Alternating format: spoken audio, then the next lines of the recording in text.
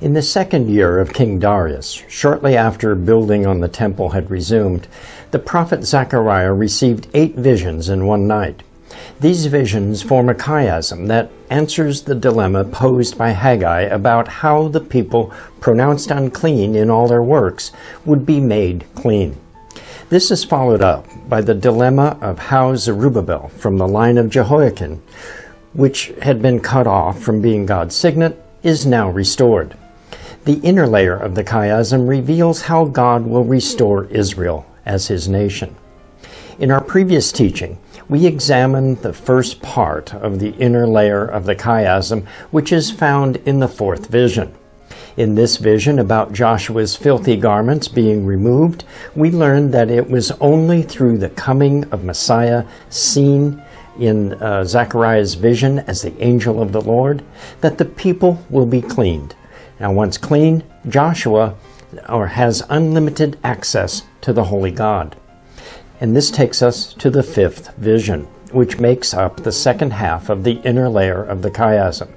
In this vision, we will see what it means and how it came about that Zerubbabel is chosen to be God's signet. I'm Dan Cathcart, and this is the Voice of the Prophets.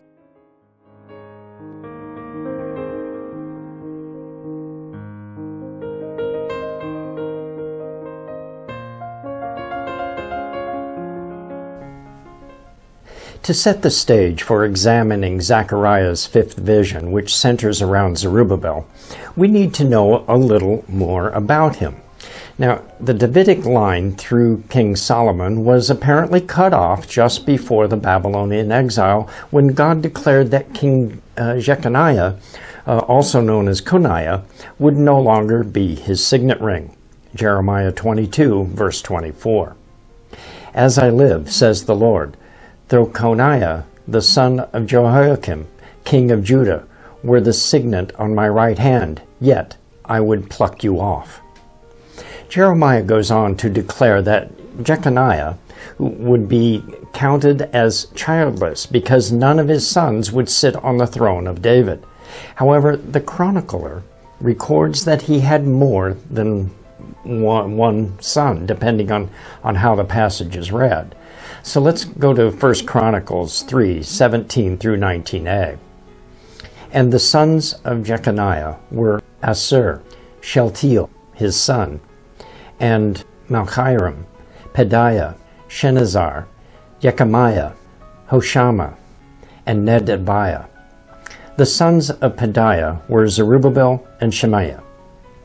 In this genealogy, Shealtiel is the son of Ashir, the son of Jeconiah. Zerubbabel is the son of either Shealtiel's brother or son Pedaiah. The Stone edition Tanakh interprets the passage to indicate that Ashir and Shealtiel are the sons of Jeconiah, and the names following Shealtiel are Shealtiel's sons. This would place Zerubbabel as the great-grandson of Jeconiah. Rachmiel Feidland, in his book What the Rabbis Know About the Messiah, relates how the rabbis view the apparent restoration of Jeconiah's line. Shealtiel means I have asked of God. Assir means prisoner. Hence the rabbis understand that Jehoiachin, also known as Jeconiah, asked God to forgive him while in prison, and that God indicates his forgiveness by giving him sons. Turning to the meaning of Zerubbabel's name, we also have some confusion. According to Strong's Concordance and Lexicon, Zerubbabel, number 2216, means descended from Babylon. According to Easton's Bible names, it means the seed of Babylon. The name Zerubbabel comes from 2 Hebrew words, Zerub, number 2215, meaning to flow away, and Babel, number 894, meaning confusion. Hitchcock's Bible history derives the meaning stranger at Babylon or dispersion of confusion from these 2 words. So Zerubbabel, who was born in Babylon, yet remained a stranger in Babylon, disperses confusion. He is the son or result of asking of God. He is also the great-grandson of Jeconiah, number 3204, meaning Yah will establish. So as we get into Zechariah's vision involving Zerubbabel, we will discover what Yah will establish. Between the fourth and fifth visions, Zechariah had fallen asleep. The angel wakes him and asks him what he sees. Zechariah describes a lampstand and 2 olive trees. Zechariah 4, 2-3. And he said to me, "What do you see?" So I said, "I am looking, and there is a lampstand of solid gold, with a bowl on top of it, and on the stand 7 lamps, which with 7 pipes to the 7 lamps. 2 olive trees are by it, one on the right of the bowl, and the other on its left." The lampstand with its 7 bowls would probably have reminded Zechariah of the lampstand in the tabernacle with its 7 lamps, especially since the focus in Jerusalem was on the rebuilding of the temple. However, the pairing with the 2 olive trees may have confused Zechariah. So Zechariah asks the angel for the meaning of what he is seeing. The angel delays answering by asking if Zechariah truly doesn't understand. When Zechariah repeats that he doesn't understand, the angel responds with an answer that is not an answer to Zechariah's question at all. Instead, the angel reveals the role of Zerubbabel. Zechariah 4, 6-7. So he answered and said to me, "This is the word of the Lord to Zerubbabel. Not by might, nor by power, but by my Spirit, says the Lord of hosts. Who are you, O great mountain, before Zerubbabel? You shall become a plain, and he shall bring forth the capstone with shouts of grace to it." Zerubbabel was the governor of Judah, and along with Joshua, he was charged by God with building the temple, even though the last word from the king of Persia was that the building was to stop until the king said otherwise. However, God, through Haggai, commanded them to start building without waiting for human permission. Zerubbabel, as governor, faced a lot of opposition. There were those among his own people who didn't want to go against the ruling of the king. There were also enemies in the land who had conspired to get work halted on the temple and were watching everything the Jewish people did in Jerusalem. The word of the Lord, or the word from the Lord, is that Zerubbabel would not need a force or an army to hold back the opposition and build the temple. Instead, building the temple would be entirely the work of the Holy Spirit. The obstacles to completing the temple, which loomed as of a great mountain, would be as of a flat plain. While a mountain is difficult to climb, the path across a plain is easy. Zerubbabel is told that with the help of God's Spirit, his task would be as easy as traveling across a plain. Zerubbabel would complete the building of the temple. It would be his hands that put the final stone, the capstone, and a celebration would follow. Yeshua refers to this metaphor of a mountain as being those people or circumstances that oppose the work of God. Mark 11, 20-24. So Jesus answered and said to them, "Have faith in God, for assuredly I say to you, whoever says to this mountain, be moved or removed and be cast unto the sea, and does not doubt in his heart, but believes that those things he says will be done, he will have whatever he says. Therefore I say to you, whatever things you ask when you pray, believe that you receive them, and you will have them." At this point, Zechariah receives a clarifying word. It explains the previous words of the angel to Zerubbabel, Zechariah 4, 8-9. "Moreover, the word of the Lord came to me, saying, The hands of Zerubbabel have laid the foundation of this temple. His hands shall also finish it. Then you will know that the Lord of hosts has sent me to you." Now this confirms that Zerubbabel was the agent God chose to oversee the building of the temple. He was there when the first foundation stone was laid, and he would be there when the final stone was put in place. Those among the residents of Jerusalem who doubted that the temple would be rebuilt or wept that it was not as grand as Solomon's would rejoice at the completion of it. Zechariah 4, verse 10. "For who has despised the day of small things? For they shall rejoice, and shall see the plummet in the hand of Zerubbabel. These 7 are the eyes of the Lord, which run to and fro through the whole earth. Now a plummet is also called a plumb line because it is a weight or stone attached to a line which is used to measure perpendicular to the earth. Its use ensures that a building is straight. The word plummet is translated from 2 Hebrew words, eben, number 68, meaning stone, and bedil, number 913, meaning an alloy of tin. Now this makes sense. Zerubbabel has a stone made of an alloy of tin to use as a plummet. The Hebrew word usually translated as plummet is the word mishkaleth, number 4949, meaning a weight or plummet. So why is a different choice of words used in this case? The root word of bedil is bedal, number 914, meaning to divide, separate, or distinguish. In the sense of an alloy, the smelting process divides or separates the unwanted elements or impurities in the stone. The Tyndale Old Testament commentary on Haggai, Zechariah, and Malachi comments on the use of the word bedil.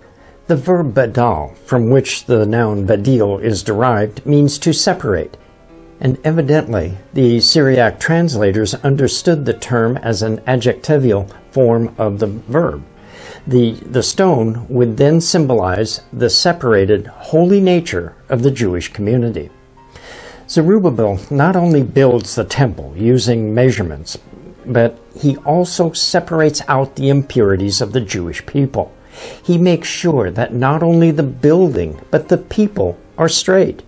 Isaiah wrote about how God makes the path of his builder straight. Isaiah 45:13 from the Young's Literal Translation. I have stirred him up in righteousness, and all his ways I make straight. He doth build my city, and my captivity doth send out, not for price, nor for bride, said Jehovah of hosts. The separation or holiness emphasized in the outer layers of the chiasm, which makes up the rest of Zechariah's 8 visions, is repeated here in the center. The people rejoice not only to see the temple being rebuilt to exacting standards, but to see that holiness is established in the people. The angel ends his word to Joshua with the statement that these 7 are the eyes of the Lord, which run to and fro through the whole earth. This statement seems to refer to the 7 lamps of the lampstand as being the 7 eyes of the Lord. However, Zechariah gives more details about the olive trees and the lampstand when he repeats his question to the angel. Zechariah 4:11 through 12. And I answered and said to him, What are these 2 olive trees on the right of the lampstand and on its left? And I answered again and said to him, What are the 2 olive clusters beside the 2 golden pipes, emptying the golden oil from themselves? The olive trees are the source of the oil for the lampstands. The angel explains that these 2 trees empty themselves as they provide oil for the lampstands. The angel explains who the olive trees represent. Zechariah 4:13 through 14. Then he answered me and said, Do you not know what these are? And I said, No, my Lord. So he said, These are the 2 anointed ones who stand beside the Lord of the whole earth. The 2 olive trees stand before the Lord, and standing before someone who is in authority implies a servant. The servants of the Lord, they pour out their oil from themselves to keep the lampstands burning. Servants cannot be the source of the oil, the eyes of the Lord. So what is the angel saying when he says that these 7 are the eyes of the Lord? It must refer back to the previous vision and the announcement of the coming of my servant and the branch, followed by the stone with the 7 eyes being set before Joshua. Zechariah 3:8 and 9. Hear, O Joshua, the high priest, you and your companions who sit before you, for they are wondrous signs. For behold, I am bringing forth my servant, the branch. For behold, the stone that I have laid before Joshua, upon the stone are 7 eyes. Behold, I will engrave its inscription, says the Lord of hosts, and I will remove the iniquity from that land in one day. Another appearance of the eyes of the Lord is found in the book of Revelation. John saw that the lamb that had been slain had 7 horns and 7 eyes, which represented the 7 spirits of the Lord. Revelation 5, verse 6.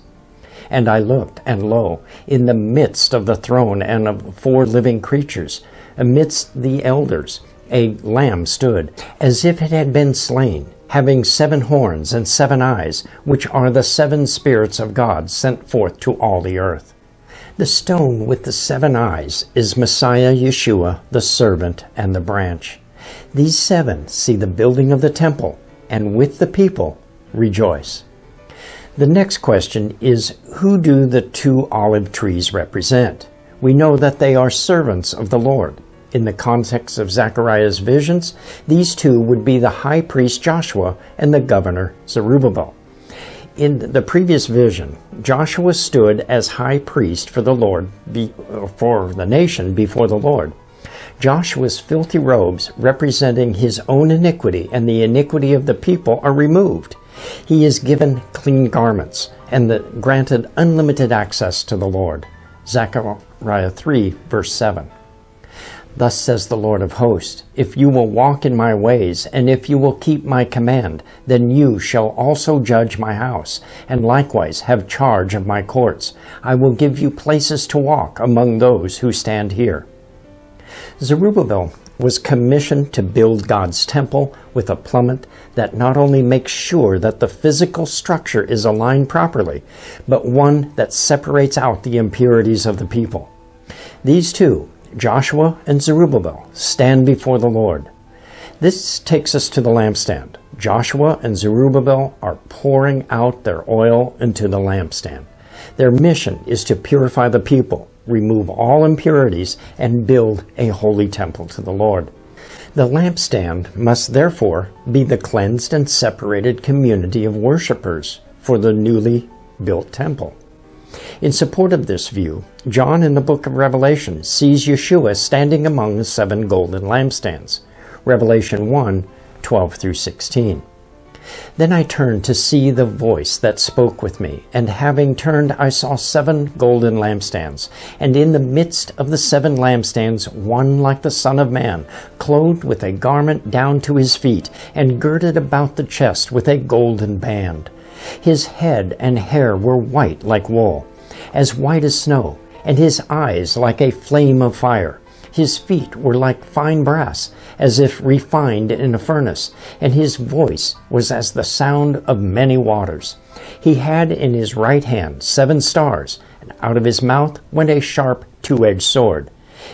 And his countenance was like the sun, shining in its strength. Yeshua speaks to John and tells him what the 7 stars and 7 lampstands represent. Revelation 1, verse 20. The mystery of the 7 stars which you saw in my right hand and the 7 golden lampstands. The 7 stars are the angels of the 7 churches, and the 7 lampstands which you saw are the 7 churches. The 7 lampstands represent the 7 churches who are to be a light to the world. Look at Matthew 5, 14 through 16. You are the light of the world. A city that is set on a hill cannot be hidden, nor do they light a lamp and put it under a basket, but on a lampstand, and it gives light to all who are in the house. Let your light so shine before men, that they may see your good works and glorify your Father who is in heaven. The Tyndale Old Testament commentary on Haggai, Zechariah, and Malachi comments on the meaning of the lampstand and the 2 olive trees. Joshua and Zerubbabel wait on the Lord, who is their source of authority and power. They in turn give themselves to build both the temple and the community by daily life and worship. The whole people is to be a light to others. Joshua and Zerubbabel together point to the coming of Messiah. Yeshua, as both priest and ruler, is the one who gets his authority from the Father. He in turn pours out of himself oil for the lampstand of his congregation. We shine with the light of his coming. As we conclude the study of Zechariah's visions, we saw that God demonstrates his sovereignty over the whole earth. He metes out judgment against wickedness wherever it is found. He establishes boundaries for his people and cleans out any wickedness found within the borders. He cleanses his people, atoning for their sins. He separates out any impurities and builds the temple of God. This temple includes both the physical building and the people who go there to worship God in spirit and in truth. I'm Dan Cathcart from Moed Ministries International. Shalom and be blessed.